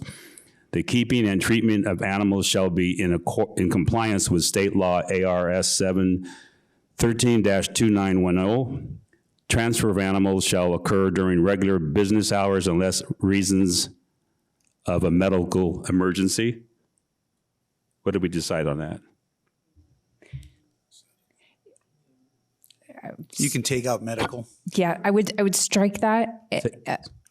And as we discussed, regular business hours to me is 8 to 5. Okay. So if Transfer of animals shall occur during regular business hours. but I think that they want 7 a.m. to 8 p.m. or something a little more 7 to extended 7. than 7 Yeah. to 7. That's 7 a.m. to 7 p.m. Okay. The premises shall, this is number 6, the premises shall be limited to not more than one customer at a time. Thank you. 7, animal breeding is prohibited. 8, animals must be accompanied by a facility employee at all times when outside of the building. All walking and exercise of animals must take place on facility grounds. Solid waste shall be removed from the outdoor areas during periods when these areas are in use and must be stored within secure and odor-free solid waste receptacle. Obtain appropriate approval from the Mojave County Health Department, and the Lake Havasu City business license shall be updated to include boarding.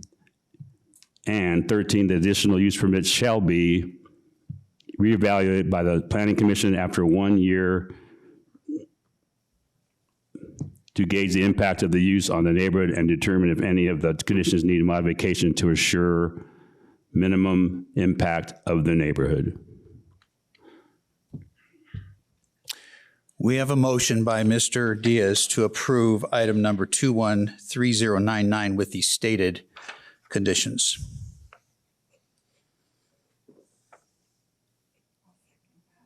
We have a second by Ms. Medley. All right, we are at the table for discussion. I might, whether for or against, I might suggest that item number 13 should be a yearly, not just after 1 year, a yearly review. This is kind of an important aspect of this facility. Would the maker of the motion agree to that?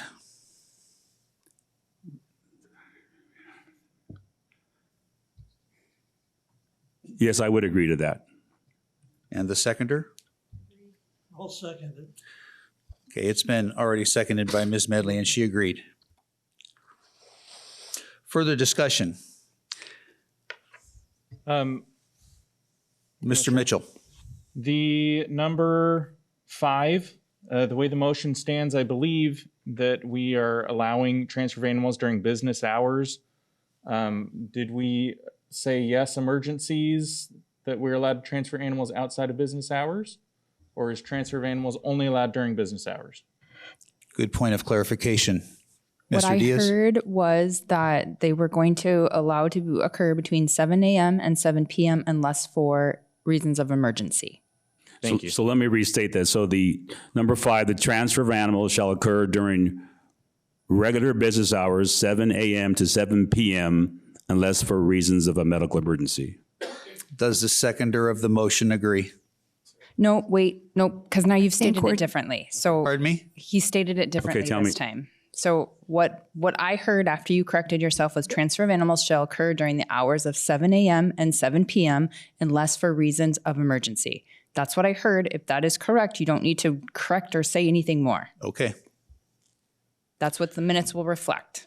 We'll defer to your Please, expertise. thank you. Jim, I just wanted to have a discussion with you.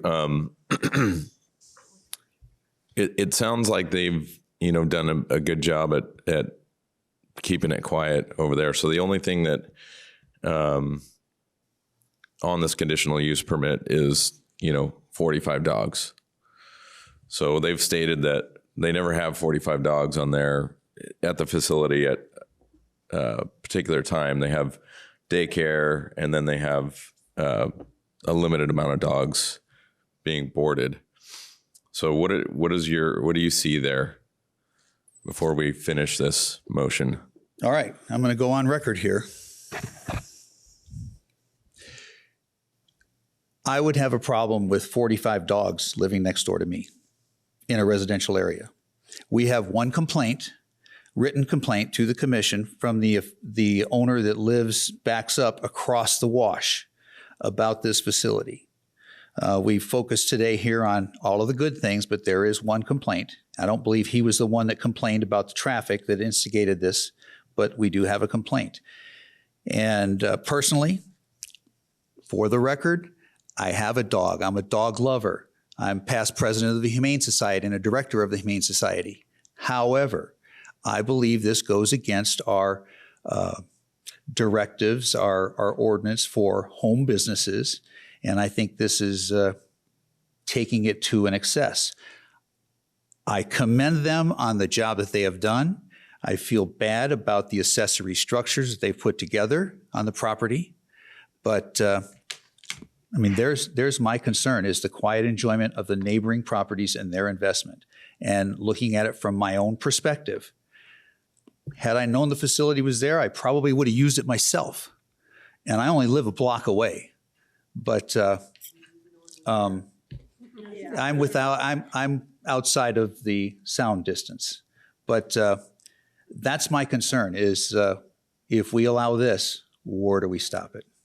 And I appreciate that, that topic there. And, if you live there, I don't know, does the city have an ordinance of how many dogs you can have as a personal owner? I believe the city does have a restriction on dogs. For per pets, household. Yes, we do. But there's also a section that's about animal boarding that allows us to go through this process to set the maximum number that's allowed for animal boarding. So that you're talking about two totally separate things. So I know I am. I'm just saying that, what number, I don't know. I'm just trying to think, is 45? And we're at the table. Wrong person to ask. My dog is well behaved. Not to say it's a ill behaved dog that barks, but if I had a neighbor with two dogs that barked incessantly, I'd be upset. But that's irrelevant. It's not the point here. Okay. You just asked the question though. Yeah. So to the motioner, I guess I'm asking, would you set a limit on how many could be boarded at one time? I don't think that they can board 45 dogs. I don't think the facility is big enough to. Well, I would Mr. submit Chair, that's probably excessive. Yeah.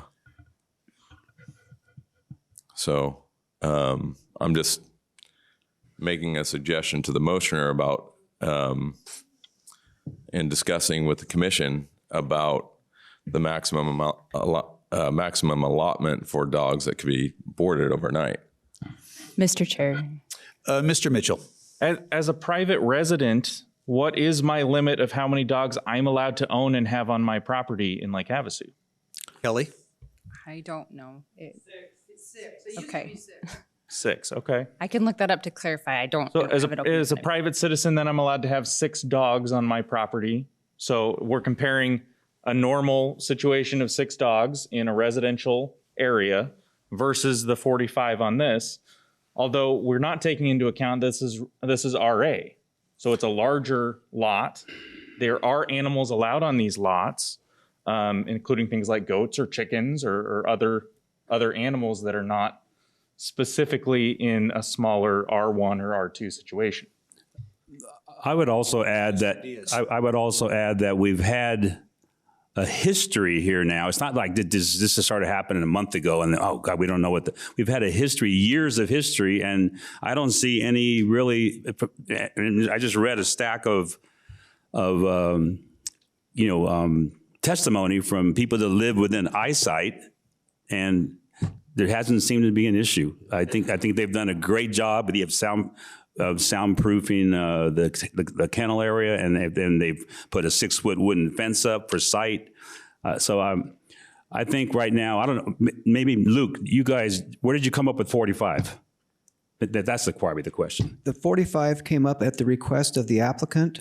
They suggested that 45 is the maximum they have at any one time when they're the holiday seasons, when they have more people boarding there. My understanding is they have daycare, a number of dogs in daycare there during the day, and they also have boarding overnight customers.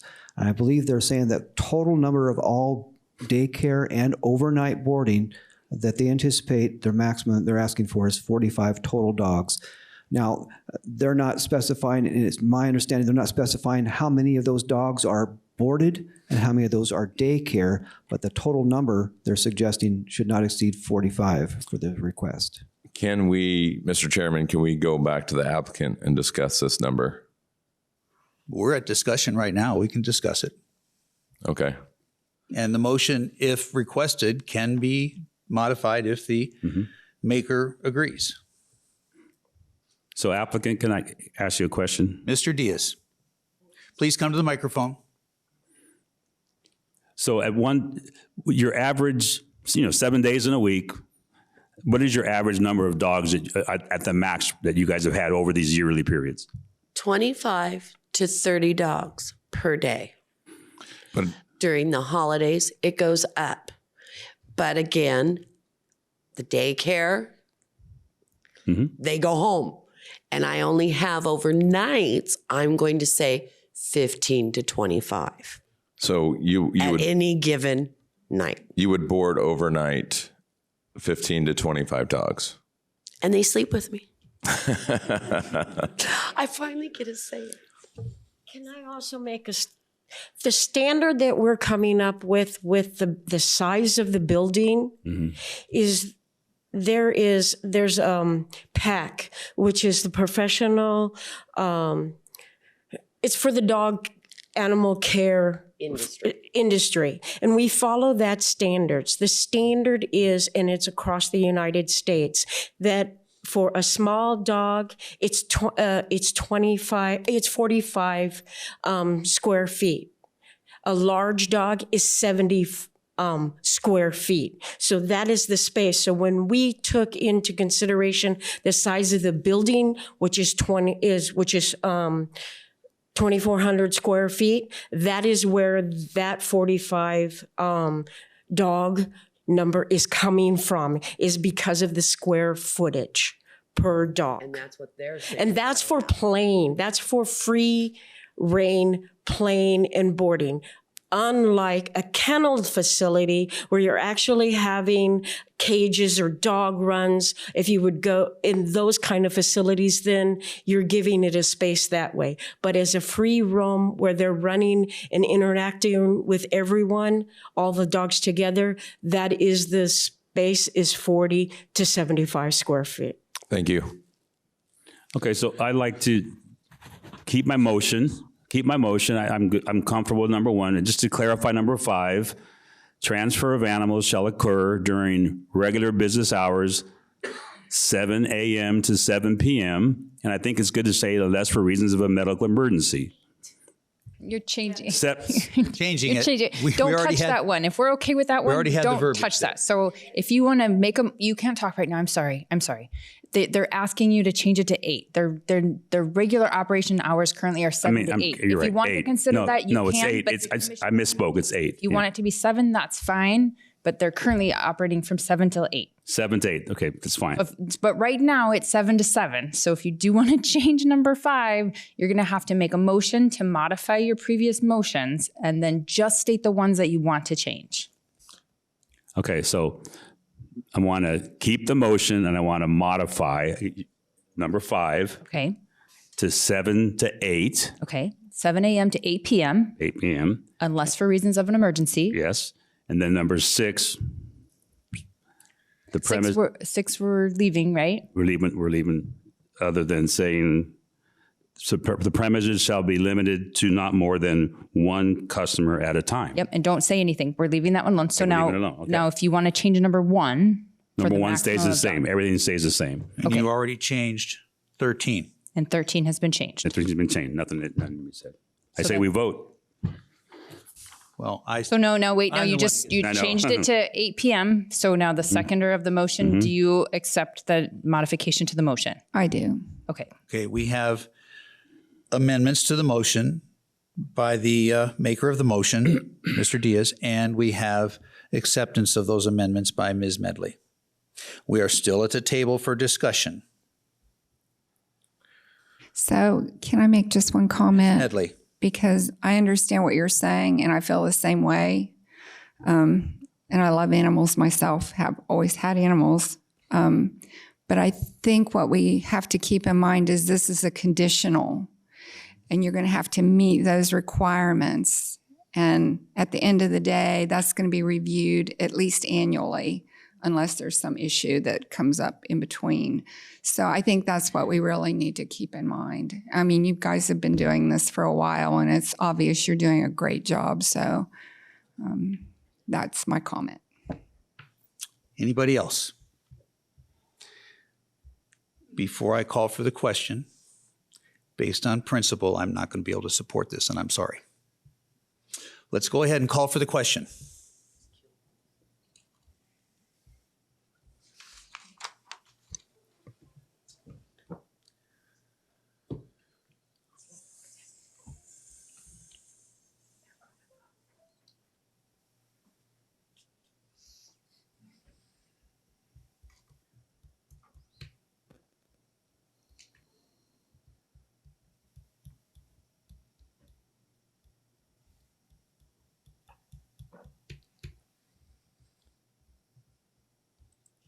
Motion passes 5-2.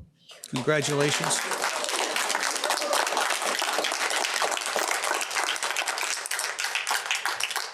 Congratulations and good luck. Thank you. All right, this is the time for the call to the public for the commission. This is the portion of the meeting, which is also a public hearing, that anybody at any point can address the commission on any subject. We may not respond, but you can come to the microphone and speak to us should you wish. Anybody? Please come to the microphone and state your name for the record.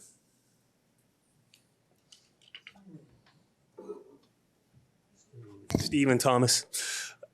I kind of have an issue with what you said about the number of dogs. You said you would have an issue with 45 dogs on that property, but we're allowed 6 dogs or animals per residence. How many houses, and you're a builder, I know that, how many houses can you build on a 1 acre plot? I can't answer you. 4 or 5 maybe? 4? I mean, I know you can't answer that. It's just a rhetorical City question. attorney can answer, but I can't answer. So that's about 24 to 30 dogs on the same size property. We'll talk after the meeting. I'll tell you the answer. Same size property, same amount of dogs. Anybody else that wishes to address the commission in the call to the public? Hearing none, future meetings, Mr. Morris? My mic on? Oh, there it goes. The next meeting, we do have items scheduled for January 5th. So January 5th, 2022, we'll have items for that meeting. We'll see you in the new year. Okay. Wish everybody a Merry Christmas and a Happy New Year. We are adjourned.